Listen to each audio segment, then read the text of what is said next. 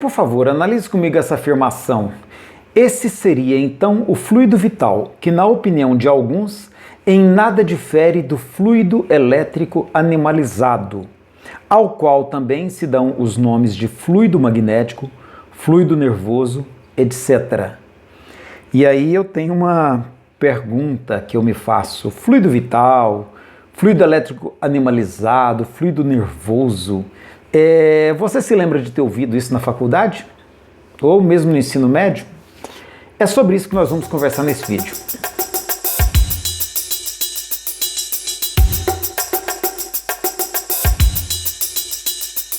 Eu sou Elias, do canal Fronteiras do Pensamento Espírita, e esse é mais um vídeo da série Contextualizando Kardec. Neste vídeo eu quero analisar com você algumas expressões que constam na obra kardeciana, mas que não são mais usadas pelo meio científico, e mesmo assim são utilizadas no ambiente das casas espíritas. E quero refletir sobre até que ponto isso não dificulta a nossa interação, a nossa integração com o pensamento científico, com o pensamento social da atualidade. E eu vou começar analisando com você a palavra fluido, para a gente compreender por que ela aparece tantas vezes na obra kardeciana e como lidar com isso hoje. Tomando como base a tradução do Guilom Ribeiro, ela apresenta a palavra fluido 48 vezes no Livro dos Espíritos, 104 vezes no Livro dos Médiuns e 186 vezes no livro A Gênese. Será que é porque essa palavra contém algum significado especial, transcendental? Não, não é nada disso. É que essa palavra era muito corrente na época de Allan Kardec, no século XIX. Essa palavra também vinha de uma tradição muito forte do vitalismo francês da escola de Montpellier. Ainda havia uma outra frente de pesquisa que era muito atuante, que era a linha mais física dos fluidos, que vinha desde a Grécia Antiga, a velha discussão dos fluidos, de fluidos como o ar, a água, o próprio fogo, que era entendido como um fluido. Era dessa tradição científica que inclusive surge o entendimento de que o magnetismo seria uma espécie de fluido, que a eletricidade seria uma espécie de fluido. Portanto, isso de certo modo permeava a cultura da França, em particular de Paris, naquela época, naquele século XIX. Por isso, o uso de expressões como fluido magnético, como fluido elétrico animalizado, essas expressões, portanto, vêm dessa tradição, onde se misturava um pouco das pesquisas da ciência da área da física com as ideias do vitalismo, do magnetismo animal. O que mostra que esse termo fluido era realmente um termo que despertava muito interesse de pesquisa,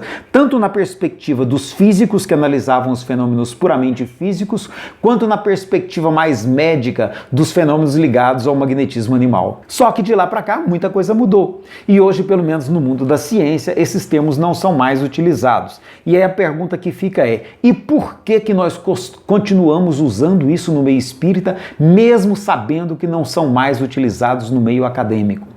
Outra expressão emblemática, que é muito usada no meio espírita, sem um conhecimento da sua origem, é a expressão princípio vital. Ela aparece 18 vezes só no Livro dos Espíritos, somando com mais 10 outras vezes em que Kardec usa a expressão fluido vital em vez de princípio vital. Então são 28 citações. E de onde surge essa expressão? No meio espírita é muito comum as pessoas entenderem que é algo que os espíritos estão revelando, um conhecimento revelado pelos espíritos para a humanidade.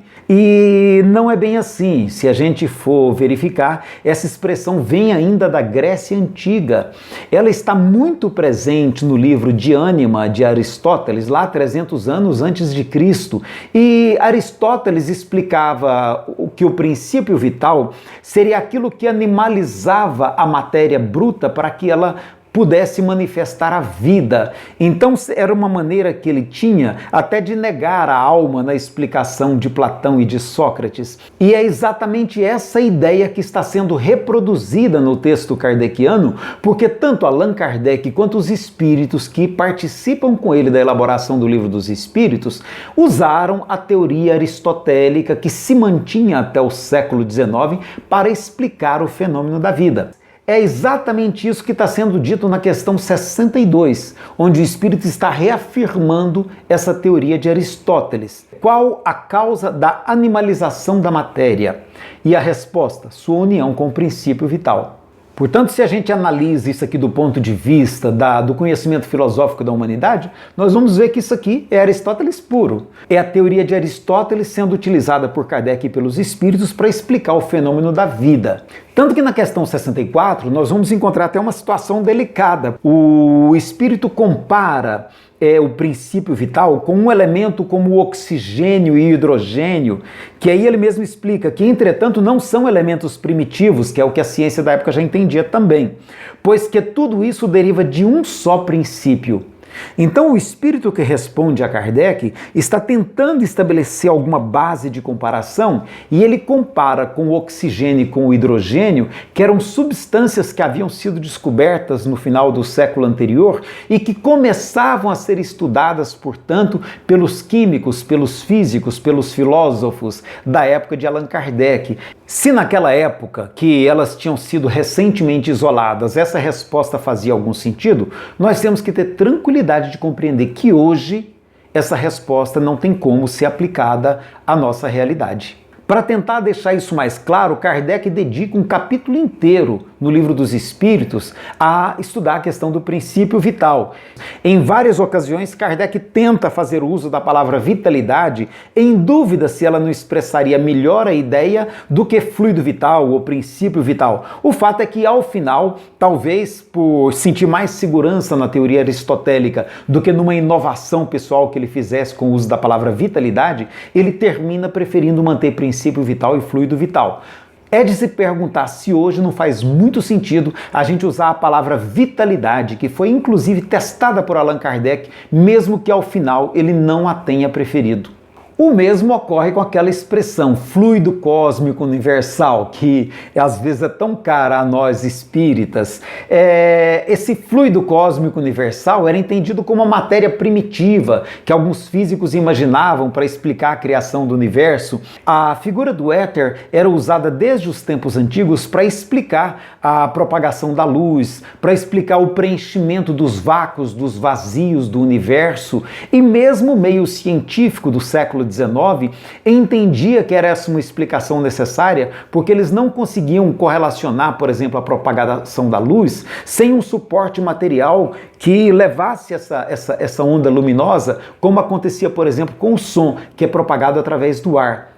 Acontece que no século XX isso começou a ser colocado em dúvida, principalmente depois da consolidação das teorias do eletromagnetismo e, portanto, isso começou a ser testado e não se conseguiu comprovar que exista alguma coisa nesse sentido. É mais fácil que essa ideia de matéria cósmica universal ou de éter possa ser traduzida hoje sob outras formas de conhecimento que tem hoje. Algumas pessoas relacionam se poderia ser a matéria escura, outras pessoas relacionam se não poderia ser a própria energia espalhada pelo universo na forma de ondas luminosas, ondas eletromagnéticas, mas o fato é que não tem como a gente imaginar para essas expressões alguma coisa transcendental, porque isso faz parte da filosofia grega antiga que Kardec e os espíritos utilizaram para escrever os textos espíritas. E o próprio meio espírita parece que anda trocando essas expressões, atualizando essa linguagem, porque hoje no meio espírita se usa muito a palavra energia